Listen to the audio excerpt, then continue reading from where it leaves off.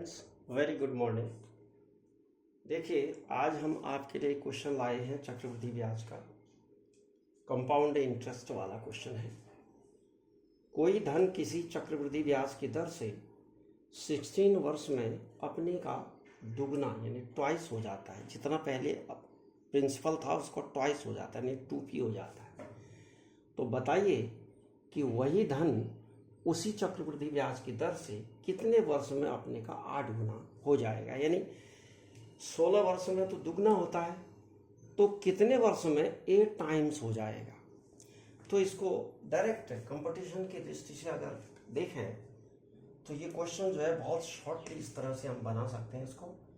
2 to the power 1/16 is equal to 8 to the power 1/x time मान लेते हैं, तो x वर्ष मान लेते हैं, तो 1/x हो गया। तो अब इसको हम क्या लिख सकते हैं, देखिएगा 2 to the power 1/16 is equal to 2 to the power 3 1/x। ये आ जाएगा आपका 2 to the power 1/16 is equal to 2 to the power 3/x। 3 into 1 हो गया अपॉन x हो गया। तो अब क्या करें, दोनों के बेस इक्वल हैं, तो 1/16 इज इक्वल टू 3/x। तो x इज इक्वल टू आ गया आपका 16 इंटू 3, क्रॉस मल्टीप्लाई करेंगे तो 48 ईयर्स आ गए। यानी 48 वर्ष में वह धन 8 गुना हो जाएगा। ये तो बन गया आपका शॉर्ट मेथड से। लेकिन ये हुआ कैसे, कहाँ से ये आया, अब इसका कॉन्सेप्ट हम समझते हैं। देखिए, इसको मैं मिटा रहा हूं, इसका कॉन्सेप्ट समझिए। देखिए, हम जानते हैं कि फॉर्मूला क्या होता है भाई, amount is equal to principal into 1 plus r/100 to the power n। ये जनरल फॉर्मूला है अमाउंट फाइंड आउट करने के लिए। तो ये पहली शर्त में क्या कहता है कि 16 वर्ष में अपने का दुगना हो जाएगा, यानी 2p हो जाएगा। p जो प्रिंसिपल है वो 2p हो जाएगा कितने वर्ष में, 1 प्लस r/100, क्योंकि रेट तो दिया नहीं उसने, कंपाउंड इंटरेस्ट रेट नहीं दिया उसने। तो n टाइम यानी 16 वर्ष में आ गया, ये 16 आ गया। ठीक हो गया।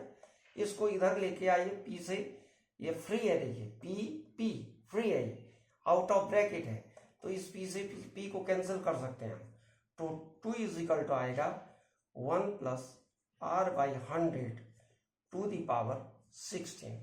इसी को हम क्या लिख सकते हैं, देखिए 1 plus r/100 is equal to लिखते हैं 2 to the power 1/16।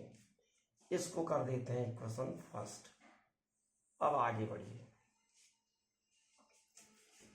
Second condition क्या है, 8 टाइम हो जाता है, 8p हो जाएगा is equal to p 1 plus r/100 to the power.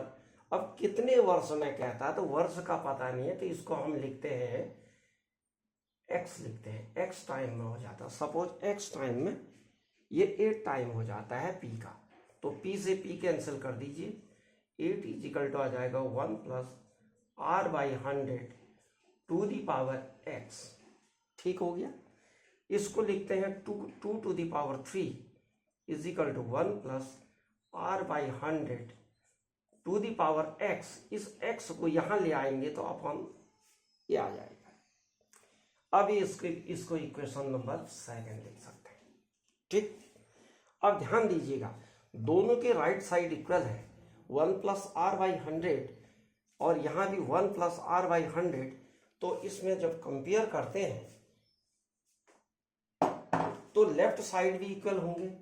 तो from first and second, from equation first and second we get क्या आ जाता है, 2 to the power 1/16 is equal to 2 to the power 3/x। इसलिए आया, देखिए हमने डायरेक्ट यहां से किया, पकड़ा था क्वेश्चन को, तो बस सॉल्व कर दीजिए। इससे आगे हमने सॉल्व किया ही है, तो ये आ जाएगा 2 इक्वल है, 2 और 2 कैंसिल हो गए, क्योंकि बेस इक्वल होने पर क्या करते हैं, एक्सपोनेंट्स भी इक्वल होते हैं, ये माना जाएगा। बेस इक्वल है तो एक्सपोनेंट्स भी इक्वल है। तो 1/16 इज इक्वल टू 3/x, तो इसी को हम x इज इक्वल टू लिखते हैं